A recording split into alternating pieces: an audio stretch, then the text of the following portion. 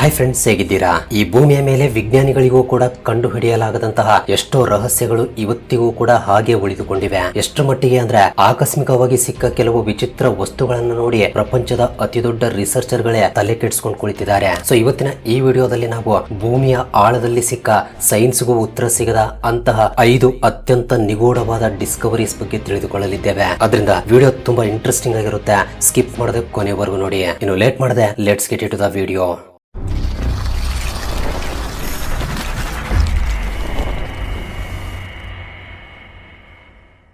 Number 1, the secret coffin of Siberia.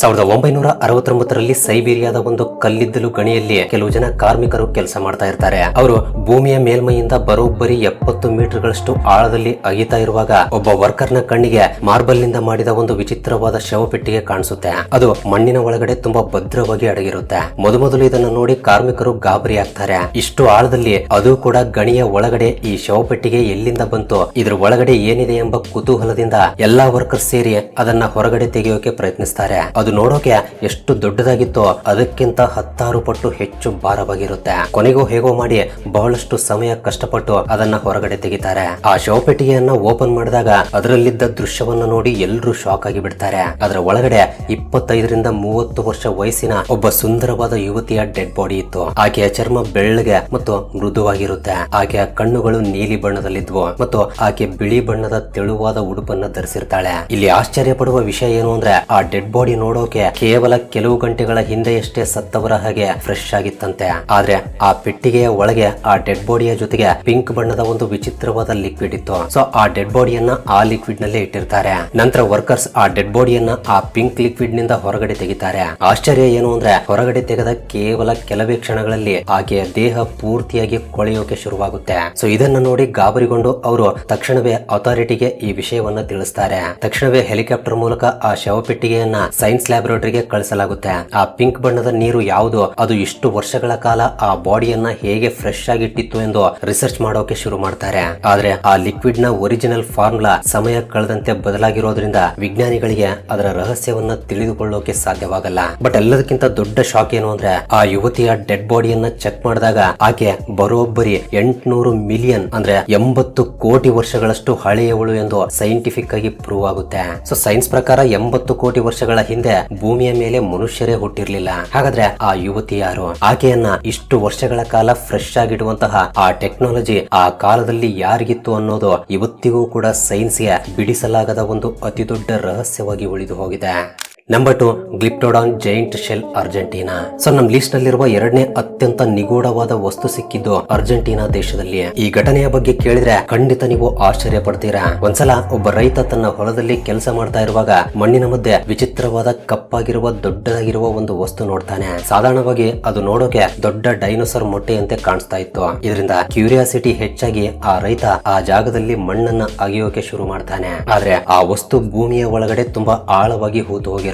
ಕೊನೆಗೆ ಹೇಗೋ ಮಾಡಿ ಕಷ್ಟಪಟ್ಟು ಭೂಮಿಯಿಂದ 3 ಅಡಿ ಆಳದವರೆಗೆ ಹೂತು ಹೋಗಿರುವ ಆ ಬೃಹತ್ ವಸ್ತುವನ್ನ ಹೊರಗಡೆ ತೆಗಿತಾನೆ. ಯಾವಾಗ ಈ ವಿಷಯ ಅಲ್ಲಿನ ಲೋಕಲ್ ರಿಸರ್ಚರ್ಸ್ ಗಳಿಗೆ ಗೊತ್ತಾಗುತ್ತೋ ಅವರು ಬಂದು ಅದನ್ನ ಪರಿಶೀಲನೆ ಮಾಡಿದಾಗ ಅವರಿಗೆ ಶಾಕ್ ಆಗಿ ಬಿಡುತ್ತೆ. ಯಾಕೆಂದ್ರೆ ಅದು ಯಾವುದೇ ರೀತಿಯ ಡೈನೋಸರ್ ಮೊಟ್ಟೆ ಆಗಿರ್ಲಿಲ್ಲ. ಬದಲಾಗಿ 10,000 ವರ್ಷಗಳ ಹಿಂದೆ ಈ ಭೂಮಿಯ ಮೇಲೆ ಬದುಕಿದ್ದ ಒಂದು ವಿಚಿತ್ರವಾದ ಪ್ರಾಣಿಯ ಶರೀರದ ಮೇಲಿರುವ ಕವಚವಾಗಿತ್ತು. ಅಂದ್ರೆ ಆ ಪ್ರಾಣಿಯ ಶೆಲ್ ಆಗಿತ್ತು. ಹಾಗಾದ್ರೆ ನಿಜಕ್ಕೂ ಈ ಶೆಲ್ ಅಂದ್ರೆ ಏನು ಅಂತ ನಿಮ್ಗೆ ಡೌಟ್ ಬಂದಿರಬಹುದು.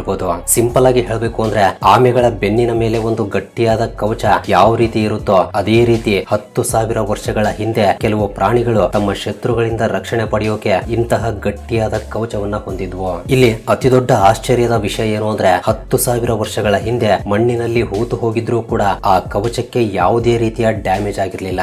ಅಂಡ್ ಅದರ ಸ್ಟ್ರೆಂತ್ ಕೂಡ ಸ್ವಲ್ಪವೂ ಕಡಿಮೆ ಆಗಿರ್ಲಿಲ್ಲ. ಆ ಪ್ರಾಣಿಯನ್ನ ಗ್ಲಿಪ್ಟೋಡಾನ್ ಎಂದು ಕರೀತಾ ಇದ್ರು. ಬಟ್ ಪ್ರಸ್ತುತ ಈ ಪ್ರಾಣಿ ಭೂಮಿಯಿಂದ ಸಂಪೂರ್ಣವಾಗಿ ಅಳಿದು ಹೋಗಿದೆ. ಅಂಡ್ ಈ ಕವಚದ ತೂಕ ಎಷ್ಟಿತ್ತು ಗೊತ್ತಾ? ಬರೋಬ್ಬರಿ 1100 ಕೆಜಿಗಳು. ಹೌದು, ನೀವು ಕೇಳಿದ್ದು ಕರೆಕ್ಟೇ. ಕೇವಲ ತನ್ನ ರಕ್ಷಣೆಗಾಗಿ ಅದರ ಬೆನ್ನಿನ ಮೇಲಿದ್ದ ಕವಚವೇ 1100 ಕೆಜಿ ತೂಕವಿದ್ರೆ ಇನ್ನು ಆ ಪ್ರಾಣಿಯ ಒಟ್ಟು ತೂಕ ಮತ್ತು ಗಾತ್ರ ಎಷ್ಟಿರ್ಬೋದು ಅಂತ ನೀವೇ ಒಂದ್ಸಲ ಊಹೆ ಮಾಡ್ಕೊಳ್ಳಿ. Number 3, giant skull on the Michigan field. ಅಮೆರಿಕದ ಮಿಚಿಗನ್ ಸ್ಟೇಟ್ ನ ಜೇಮ್ಸ್ ಬ್ರಿಸ್ಟಲ್ ಎಂಬ ರೈತ ತನ್ನ ಹೊಲದಲ್ಲಿ ಮಣ್ಣನ್ನಾಗಿಯೋಕೆ ವರ್ಕರ್ಸ್ ಗೆ ಹೇಳಿರ್ತಾನೆ. ಸೊ ಅಮೆರಿಕ ತುಂಬಾ ದೊಡ್ಡ ದೇಶವಾಗಿರೋದ್ರಿಂದ ಅಲ್ಲಿನ ಹೊಲಗಳ ಸೈಜ್ ಕೂಡ ನಮ್ಮ ಭಾರತದ ಹೊಲಗಳಿಗಿಂತ 50 ಪಟ್ಟು ದೊಡ್ಡದಾಗಿರುತ್ತವೆ. ಈ ರೀತಿ ಮಣ್ಣನ್ನ ಅಗೆಯುವಾಗ ಆತನ ಕಣ್ಣಿಗೆ ಒಂದು ವಿಚಿತ್ರವಾದ ವಸ್ತು ಕಾಣಿಸಿಕೊಳ್ಳುತ್ತೆ. ಸೊ ಅದನ್ನ ನೋಡಿ ಕ್ಯೂರಿಯಾಸಿಟಿ ತಡೆಯಲಾಗದೆ ದೊಡ್ಡ ದೊಡ್ಡ ಯಂತ್ರಗಳನ್ನ ತರಿಸಿ ಮಣ್ಣನ್ನ ಅಗೆದು ಆ ವಸ್ತುವನ್ನ ಹೊರಗಡೆ ತೆಗೆಸ್ತಾನೆ. ಯಾವಾಗ ಆ ವಸ್ತು ಕಂಪ್ಲೀಟ್ ಆಗಿ ಹೊರಗಡೆ ಬರುತ್ತೋ ಅಲ್ಲಿದ್ದವರೆಲ್ಲರೂ ಕೂಡ ಶಾಕ್ ಆಗಿ ಹಿಂದಕ್ಕೆ ಸರಿದು ಬಿಡ್ತಾರೆ. ಯಾಕೆಂದ್ರೆ ಅದೊಂದು ದೊಡ್ಡ ಗಾತ್ರದ ಪ್ರಾಣಿಯ ತಲೆಬುರುಡೆ ಆಗಿತ್ತು. ಕೇವಲ ತಲೆಬುರುಡೆಯೇ ಅಷ್ಟೊಂದು ದೊಡ್ಡದಾಗಿದ್ರೆ ಇನ್ನು ಆ ಇಡೀ ಪ್ರಾಣಿ ಎಷ್ಟು ದೊಡ್ಡದಾಗಿರ್ಬೋದು ಅಂತ ಎಲ್ರಿಗೂ ಶಾಕ್ ಆಗಿ ಬಿಡುತ್ತೆ. ತಕ್ಷಣ ಸೈನ್ಸ್ ಅಥಾರಿಟಿಗೆ ಈ ವಿಷಯವನ್ನ ತಿಳಿಸ್ತಾರೆ. ರಿಸರ್ಚರ್ಸ್ ಗಳು ಬಂದು ಆ ತಲೆಬುರುಡೆಯನ್ನ ಲ್ಯಾಬೊರೇಟರಿಯಲ್ಲಿ ಪರೀಕ್ಷೆ ಮಾಡಿದಾಗ ಅದು ಭೂಮಿಯ ಮೇಲೆ 15,000 ವರ್ಷಗಳ ಹಿಂದೆ ಬದುಕಿರುವ ವೂಲಿ ಮ್ಯಾಮೂತ್ ಎಂಬ ದೈತ್ಯ ಪ್ರಾಣಿಯ ತಲೆಬುರುಡೆ ಅಂತ ಗೊತ್ತಾಗುತ್ತೆ. ಈ ವೂಲಿ ಮ್ಯಾಮೂತ್ಗಳು ನೋಡೋಕೆ ಈಗಿರುವ ಆನೆಗಳ ತರಾನೇ ಇದ್ವು, ಆದ್ರೆ ಅವುಗಳ ಗಾತ್ರ ಈಗಿರುವ ಆನೆಗಳಿಗಿಂತ 16 ಪಟ್ಟು ದೊಡ್ಡದಾಗಿತ್ತು. ಅಂಡ್ ಇವು ಅತ್ಯಂತ ಅಪಾಯಕಾರಿ ಪ್ರಾಣಿಗಳು ಕೂಡ ಹೌದು. ಇವುಗಳ ದಂತಗಳು ಎಷ್ಟು ಉದ್ದ ಮತ್ತು ಗಟ್ಟಿಯಾಗಿದ್ವು ಅಂದ್ರೆ ಹಳೆ ಕಾಲದ ಮನುಷ್ಯರು ಆ ದಂತಗಳನ್ನ ತಮ್ಮ ಆಯುಧಗಳನ್ನಾಗಿ ಬಳಸ್ತಾ ಇದ್ರಂತೆ. ಈಗಿರುವ ಆನೆಗಳು ಹೆಚ್ಚಾಗಿ ಹುಲ್ಲುಗಾವಲು ಪ್ರದೇಶದಲ್ಲಿ ವಾಸಿಸಿದ್ರೆ ಈ ಮ್ಯಾಮೂತ್ಗಳು ವಿಪರೀತ ಚಳಿ ಇರುವ ಮತ್ತು ಹಿಮದಿಂದ ಕೂಡಿದ ಪ್ರದೇಶಗಳಲ್ಲಿ ಮಾತ್ರವೇ ವಾಸಿಸ್ತಾ ಇದ್ವು. ಆದ್ರೆ ಗ್ಲೋಬಲ್ ವಾರ್ಮಿಂಗ್ ಕಾರಣದಿಂದಾಗಿ ಹಿಮ ಕರಗಿ ಹೋಗಿ ವಾತಾವರಣ ಬದಲಾದಾಗ ಈ ದೈತ್ಯ ಪ್ರಾಣಿಗಳು ಭೂಮಿಯಿಂದ ಸಂಪೂರ್ಣವಾಗಿ ಅಳಿದು ಹೋಗಿವೆ ಎಂದು ಅಂದಾಜಿಸಲಾಗಿದೆ. Number 4, African giant skeleton. ಈ ಪ್ರಪಂಚದಲ್ಲಿ ಪುರಾತತ್ವ ಶಾಸ್ತ್ರಜ್ಞರಿಗೆ ಅಂದ್ರೆ ಆರ್ಕಿಯಾಲಜಿಸ್ಟ್ ಗಳಿಗೆ ಆಗಾಗ ಆಶ್ಚರ್ಯಕರವಾದ ವಸ್ತುಗಳು ಸಿಗ್ತಾನೆ ಇರುತ್ತವೆ. ಆದ್ರೆ 2012ರಲ್ಲಿ ಆಫ್ರಿಕಾದಲ್ಲಿ ಸಿಕ್ಕ ಒಂದು ವಸ್ತುವನ್ನ ನೋಡಿ ಇಡೀ ಪ್ರಪಂಚವೇ ಶಾಕ್ ಆಗುತ್ತೆ. ಆಫ್ರಿಕಾದ ಒಂದು ಪ್ರದೇಶದಲ್ಲಿ ಮಣ್ಣಿನ ಅಡಿಯಲ್ಲಿ ಒಬ್ಬ ಮನುಷ್ಯನ ಅಸ್ಥಿಪಂಜರ ಸಿಗುತ್ತೆ. ಆದ್ರೆ ಇದರಲ್ಲಿ ಆಶ್ಚರ್ಯ ಪಡುವಂತಹ ವಿಷಯ ಏನಿತ್ತು ಅಂದ್ರೆ ಆ ಡೆಡ್ ಬಾಡಿಯ ಸೈಜ್. ಹೌದು, ಆ ಡೆಡ್ ಬಾಡಿಯ ಆಕಾರ ಮತ್ತು ಎತ್ತರ ಇಂದಿನ ನಾರ್ಮಲ್ ಮನುಷ್ಯರಿಗಿಂತ ಎಷ್ಟೋ ಪಟ್ಟು ದೊಡ್ಡದಾಗಿತ್ತು. ಆ ವ್ಯಕ್ತಿಯ ಕೇವಲ ತಲೆಬುರುಡೆಯೇ ಅನೇಕ ಅಡಿಗಳಷ್ಟು ಉದ್ದ ಮತ್ತು ಅಗಲವಾಗಿತ್ತು. ಆ ಅಸ್ಥಿಪಂಜರವನ್ನ ನೋಡಿದ್ರೆ ಹಿಂದಿನ ಕಾಲದಲ್ಲಿ ಮನುಷ್ಯರು ಇಷ್ಟೊಂದು ದೈತ್ಯಾಕಾರದಲ್ಲಿ ಇರ್ತಾ ಇದ್ರಾ ಎಂಬ ಡೌಟ್ ಶುರುವಾಗುತ್ತೆ. ವಿಜ್ಞಾನಿಗಳು ಕೂಡ ಬಹುಶಃ ಸಾವಿರಾರು ವರ್ಷಗಳ ಹಿಂದೆ ಮನುಷ್ಯರ ಗಾತ್ರ ಇಷ್ಟು ದೊಡ್ಡದಾಗಿರ್ಬೋದು ಮತ್ತು ಸಮಯ ಕಳೆದಂತೆ ಮನುಷ್ಯರ ಹೈಟ್ ಕಮ್ಮಿ ಆಗ್ತಾ ಬಂದಿರಬಹುದು ಅಂತ ಹೇಳ್ತಿದ್ದಾರೆ. ಆದ್ರೆ ಇದನ್ನ 100% ಗ್ಯಾರಂಟಿ ಕೊಟ್ಟು ಹೇಳೋಕೆ ಸಾಧ್ಯವಿಲ್ಲ. ಯಾಕೆಂದ್ರೆ ಪ್ರಪಂಚದ ಬೇರೆ ಯಾವುದೇ ಜಾಗದಲ್ಲೂ ಕೂಡ ಇಷ್ಟು ದೊಡ್ಡದಾದ ಇನ್ನೊಂದು ಅಸ್ಥಿಪಂಜರ ಇದುವರೆಗೂ ಕೂಡ ಸಿಕ್ಕಿಲ್ಲ. ಇದೇ ಕಾರಣದಿಂದ ಇದು ಸೈನ್ಸ್ಗೂ ಕೂಡ ದೊಡ್ಡ ತಲೆನೋವಾಗಿದೆ.